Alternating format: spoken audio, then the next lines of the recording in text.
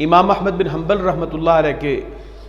صاحبزادے عبداللہ بن احمد بن حنبل نے اپنی کتاب السنہ میں، اور اسی طرح امام ابن ابی عاصم نے اپنی کتاب الجہاد میں، ان دو ائمہ سے بسند صحیح ایک واقعہ نقل ہے کہ اللہ رب العزت انسان کے اور اس کے نبی محترم سیدنا محمد الرسول اللہ علیہ السلام کی نظر میں انسان کے اعمال کی قدر و قیمت ہے کیا، کس طرح وہ ایک ایک عمل کی بنیاد پہ انسان کی قدر کرتا ہے۔ نبی کریم صلی اللہ علیہ وسلم کسی ایک جنازے کی امامت کے لیے تشریف لائے، جنازے کو رکھا گیا تو سیدنا عمر ابن خطاب رضی اللہ تعالی عنہ، آپ کو پتہ ہے وہ بڑے غیرت مند، شجاع اور جرت مند تھے۔ اللہ اور اس کے دین کے معاملے میں کوئی بات ڈھیلی ڈھالی ہوتی اور اس کو وہ برداشت نہیں کر سکتے تھے۔ فوراً بولے یا رسول اللہ صلی اللہ علیہ وسلم لا تصلی علیہ لأنہ رجل فاجر، الفاظ واضح، یا رسول اللہ اس کے اوپر نماز جنازہ کو نہ پڑھیے گا، یہ بہت فاسق و فاجر آدمی ہے۔ نبی کریم علیہ السلام خاموش ہو گئے۔ آپ نے تھوڑی دیر بعد رخ صحابہ کرام کی طرف فرمایا اور جنازے کے اندر بہت بڑی تعداد صحابہ کی شریک ہے۔ آپ علیہ السلام نے یہ اعلان فرمایا حل رآہ احد منکم من عمل الاسلام، اے اجتماع کے اندر موجود لوگوں، کیا تم میں سے کسی ایک شخص نے اس مرنے والے کو اسلام کا کوئی ایک عمل کرتے دیکھا ہو تو بتاؤ۔ نماز کی بات نہیں ہوئی، روزے کی، حج کی، زکوٰۃ کی، صوم و صلات کی، جہاد فی سبیل اللہ کے عمل کی، کوئی عمل دیکھا ہو۔ اور عربی زبان میں جب کسی لفظ کے اوپر تنوین آ جاتی ہے نا، ڈبل زبر، ڈبل زیر، ڈبل پیش، تو وہ باریک سے باریک، چھوٹے سے چھوٹے بات کی نشاندہی کرتی ہے۔ تو رسول اللہ نے فرمایا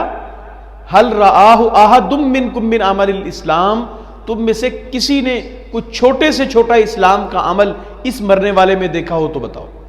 بات حیرت کی یہ ہے کہ یہ اتنا گمنام کہ کسی نے زندگی بھر میں اسلام کا ایک عمل کرتے بھی نہیں دیکھا، سب خاموش ہیں، سناٹا چھایا ہوا ہے۔ کچھ وقت گزرا کہ وہ پیچھے سے ایک شخص بولا، کہتا یا رسول اللہ صلی اللہ علیہ وسلم میں نے زندگی میں اسے ایک عمل کرتے دیکھا تھا۔ یہ شخص بولا کہ میں نے اسے ایک رات مجاہدین اسلام سو رہے تھے، ان کے اوپر یہ شخص کھڑا تھا، تلوار پکڑ کے پہرا دے رہا تھا۔ اب اس نے جہاد تو نہیں کیا جی، تہجد تو نہیں پڑھتا رہا، روزہ تو نہیں رکھا رہا،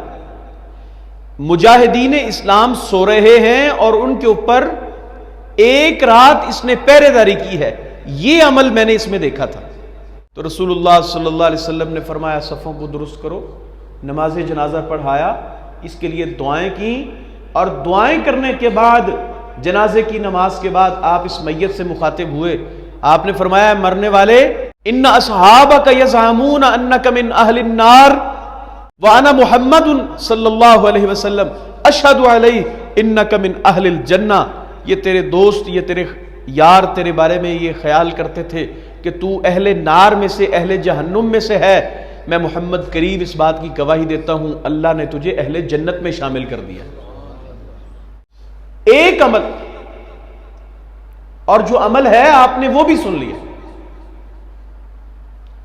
کہ کوئی اس نے جہاد فی سبیل اللہ کا عمل یا اس جیسی کوئی بڑی نیکی بجا نہیں لایا، صرف پہرا دیا ہے، مجاہدین سو رہے تھے اور مجاہدین کے اوپر پہرا دیتا رہا۔ اور نبی کریم علیہ السلام نے سیدنا عمر سے مخاطب ہو کے فرمایا اے عمر، اللہ نے مجھ سے اور آپ سے میرے اور آپ کے اعمال کے بارے میں پوچھنا ہے، لوگوں کے اعمال کے بارے میں نہیں پوچھنا۔ وہ اللہ ہے کہ وہ اپنے بندوں کی توبہ کو قبول کرتا ہے، گناہوں کو بخش دیتا ہے، وَيَعْلَمُ مَا تَفْعَلُونَ، اور وہ جانتا ہے تم جو کچھ کر کے آئے ہو، تمہارے بڑے اعمال کو، چھوٹے اعمال کو، اور قرآن کہتا ہے وَيَعْلَمُ مَا تُبْدُونَ وَمَا تَكْتُمُونَ، تم جو اپنے اعمال بجا لاتے ہو ہم ان کو بھی جانتے ہیں، اور جو تم اپنے دل میں چھپائے رکھتے ہو ان کو بھی جانتے ہیں۔ عام طور پہ انسان کے اندر دو ہی باتیں ہوتی ہیں، یا تو وہ کسی ایکٹ کو کر دیتا ہے، کسی فعل کو کر گزرتا ہے، تو یا وہ اس کے لیے پلاننگ یا اس کے لیے تدبیر اپنے دل میں چھپائے رکھتا ہے. ہمیں مایوس نہیں ہونا چاہیے، مایوسی پھیلانی نہیں چاہیے. رسول اللہ صلی اللہ علیہ وسلم نے فرمایا بشروا ولا تنفروا، لوگوں کو بشارتیں دو، خوشخبریاں دو، نفرتیں مایوسیاں نہ پھیلاؤ. مایوسیوں کے اندھیرے نہیں پھیلانے، بلکہ امیدوں کے چھوٹے چھوٹے چراغ جلا کے لوگوں کو کھڑا کرنا ہے، تحرک دینا ہے، موٹیویشن دینی ہے، لوگوں کو تحرک دے کے اللہ کے لیے اور اس کے اعمال کے اوپر، اس کے لیے صالح اعمال کے اوپر ہم نے انشاءاللہ العزیز لوگوں کو کھڑا کرنا ہے.